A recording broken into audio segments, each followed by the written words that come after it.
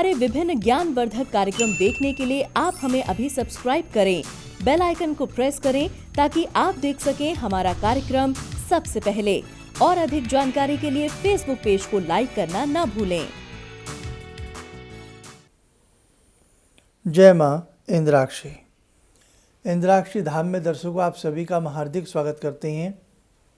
आज के दिन जिन जातकों का जन्म दिवस है, मैरिज एनिवर्सरी है, उन सभी को हमारी तरफ से बहुत बहुत शुभकामनाएं। आज का पंचांग 29 अप्रैल सन 2020, दिन बुधवार, शुक्ल पक्ष, बैसाख मास, संवत 2077। आज तिथि षष्ठी है, नक्षत्र पुनर्वसु, राहु काल 12 से 1:30, दिशा शूल उत्तर पूर्व दिशा। इंसान की हथेली में नाना भांति के योग होते हैं। जैसे आपकी हॉरोस्कोप में, जन्म पत्रिका में नाना भांति के योग होते हैं, वैसे ही आपके पाम में नाना भांति के चित्र, नाना भांति की आकृतियाँ, नाना भांति के योग होते हैं। उसी में से एक आकृति होती है दीप की आकृति। जैसा दीप होता है ना, दीप इंग्लिश में हम इसको क्या कह सकते हैं, आयरलैंड, या यूँ कह लें जैसे बैलून की आकृति होती है। तो इंसान की हथेली में कुछ स्थान ऐसे हैं जहाँ पर ये बैलून नुमा आकृति शुभ नहीं होती, होनी नहीं चाहिए। तो आइए कुछ बातें इसके बारे में पहले आपको हम बता देते हैं, आप ध्यान से सुनिएगा। देखिए, आपकी हथेली है, इंसान की हथेली में एक होती है आयु रेखा। आयु रेखा अंगूठे से नीचे की ओर जो आती है, इसको हम एज लाइन कहते हैं। आयु रेखा में ये दीप जैसी आकृति अगर किसी के बनी हो, अच्छी नहीं होती। ये दीप जैसी आकृति ऐसा नहीं है कि व्यक्ति की आयु को कमज़ोर बनाती है। व्यक्ति रोगों से भरा रहता है, कोई ना कोई रोग व्यक्ति के जीवन में लगा रहेगा। अत्यधिक बैलून जैसी आकृति हार्ट लाइन पर भी हो और आपकी आयु रेखा पर भी हो, तो व्यक्ति कई बार तो यहाँ तक हो जाता है कि 2-2, 4-4, 6 महीने के लिए बिस्तर पकड़ लेता है, मतलब बीमार ज़्यादा रहता है। अब आयु रेखा पर आयरलैंड दीप की आकृति, दैट इज़ ये जो है आपको दिख रही है, ये आयु रेखा होती है। आयु रेखा पर दीप की आकृति बना अच्छी बात नहीं है। ऐसे आपकी हथेली में है ये हार्ट लाइन। तो हृदय रेखा पर भी अगर किसी व्यक्ति के दीप की आकृति बनी होगी तो कहीं ना कहीं हार्ट ब्लॉकेज या हार्ट ट्रबल, टेम्परेचर अच्छा ना होना, छोटी छोटी बातों पर मन का उलझ जाना, मन का घबरा जाना, जल्द बेचैनी हो जाना, इस प्रकार की समस्याएं बन जाती हैं। जीवन मृत्यु वाली बात नहीं है, सिर्फ ऐसे कुछ लक्षण उस व्यक्ति में उभर आते हैं। ऐसे आपकी हथेली में होता है चंद्र पर्वत। ये चंद्र पर्वत है, ये गद्दी नुमा जो है। अब इस चंद्र पर्वत पर ख़ास तौर से यदि महिलाओं के ये गुब्बारे जैसी, बैलून जैसी आकृति बनी हो, तो गर्भाशय से संबंधित रोग घेर लेते हैं, जलोदर रोग की संभावना पैदा हो जाती है और मासिक धर्म की अनियमितता प्रारंभ हो जाती है।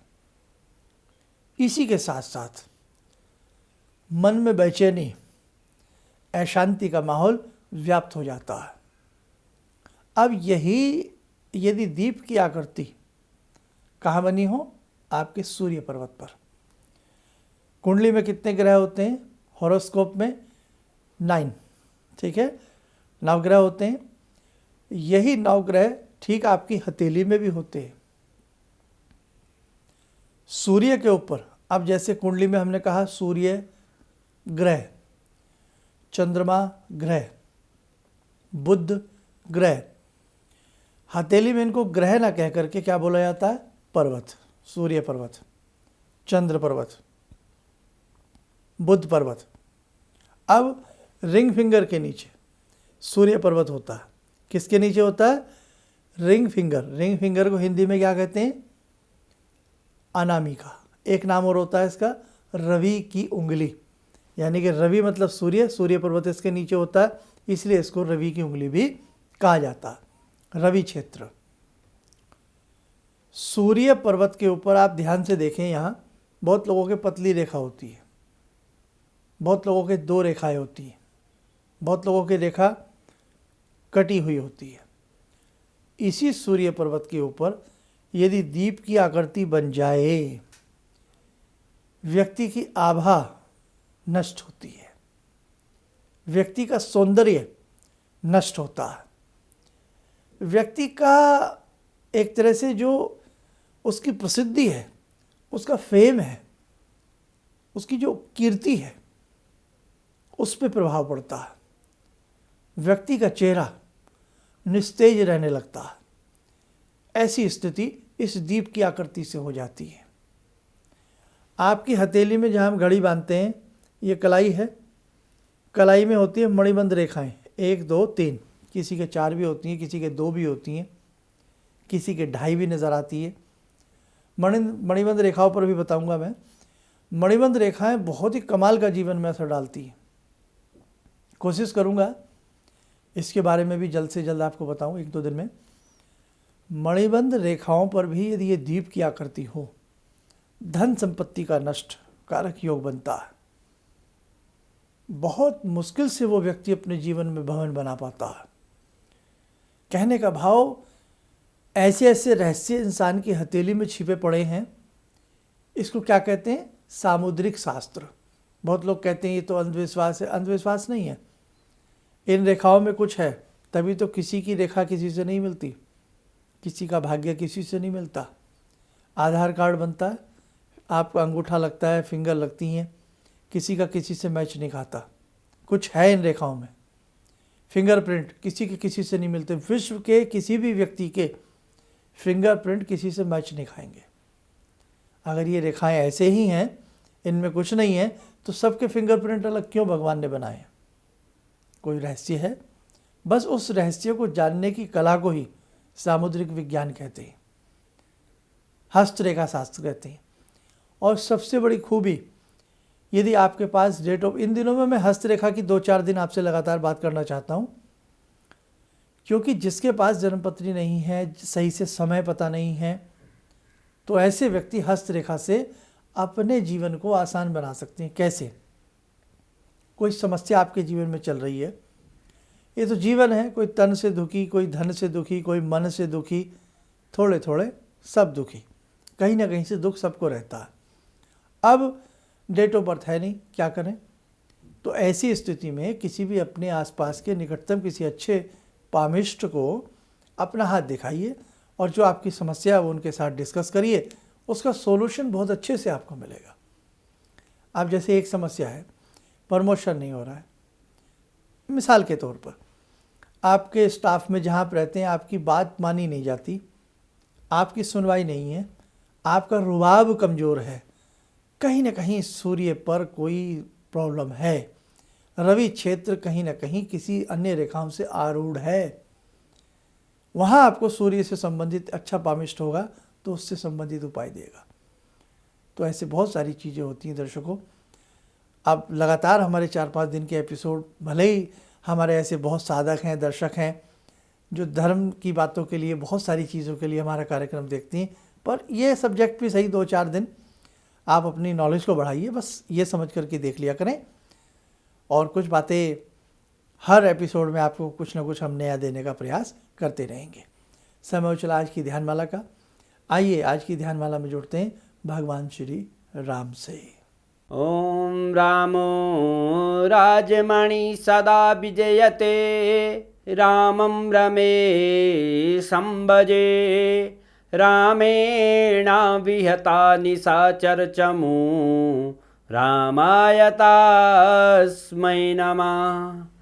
रामानास्ति परायणं परतरं, रामस्य दासोऽम्यहं रामे चित्तलया सदा भवतु मे भो राम मामुद्धर राम रामेति रामेति रमे रामे मनोरमे सहस्रनाम तत्तुल्यं राम नाम वरानने आदो राम तपोवनं दिगमनं हत्वा मृगं काञ्चनं वैदेहीहरणं जटायुमरणं सुग्रीवसंभाषणं बाले निग्रहणं समुद्रतरणं लङ्कापुरे दाहनं पश्चात् रावणकुम्भकर्णहननम् एतद्धि रामायणम्।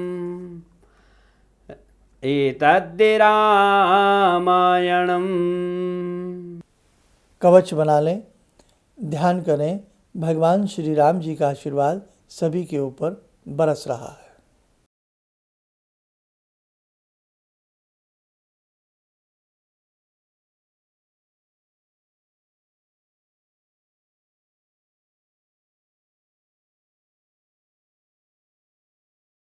ओम बोलते हुए नेत्र खोलें, सामान्य हो जाए। देखो दर्शकों, बहुत संसार में नाना भांति के दुख हैं और नाना भांति के ही सुखों को ढूंढने के साधन भी हैं। उनमें से एक हस्तरेखा विज्ञान भी है।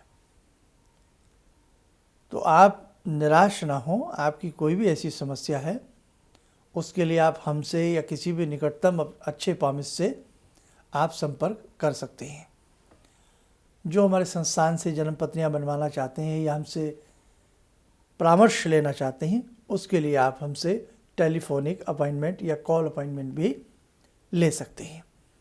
और स्तुतियों का प्रकरण आपके संग चल रहा है। शाम को जो 7 बजे स्तुतियाँ आती हैं, बहुत अच्छा लगता है जब आप स्तुति से जुड़ते हो।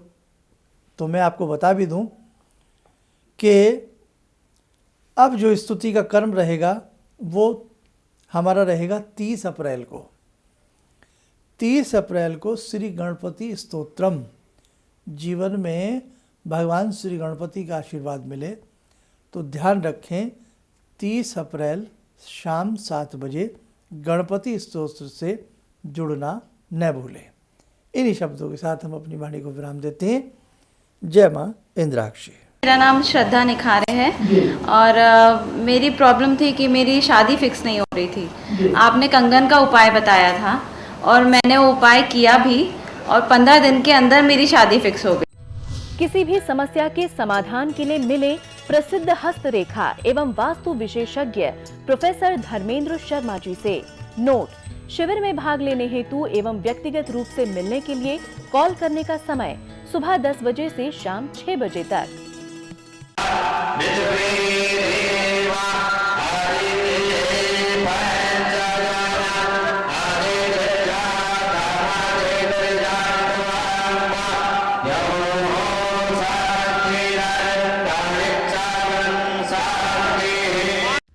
हमारे विभिन्न ज्ञानवर्धक कार्यक्रम देखने के लिए आप हमें अभी सब्सक्राइब करें, बेल आइकन को प्रेस करें ताकि आप देख सकें हमारा कार्यक्रम सबसे पहले। और अधिक जानकारी के लिए फेसबुक पेज को लाइक करना न भूलें।